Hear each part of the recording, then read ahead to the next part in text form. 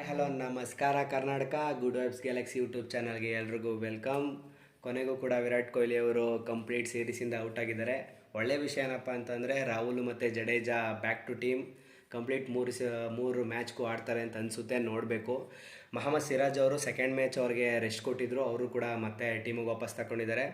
ಮೊಹಮ್ಮದ್ ಶಮಿ ಏನಾದರೂ ಬರ್ತಾರಾ ಅಂತ ಎಲ್ಲರೂ ಕ್ಯೂರಿಯಾಸಿಟಿಯಿಂದ ನೋಡ್ತಾಯಿದ್ರು. ಬಟ್ ಅವರು ಕೂಡ ಔಟ್ ಆಗಿದ್ದಾರೆ. ಮುಖೇಶ್ ಕುಮಾರ್ ಅವ್ರನ್ನ ರಿಟೈನ್ ಮಾಡ್ಕೊಂಡಿದ್ದಾರೆ. ಆವಿಷ್ ಖಾನ್ನ ರಿಲೀಸ್ ಮಾಡಿದ್ದಾರೆ.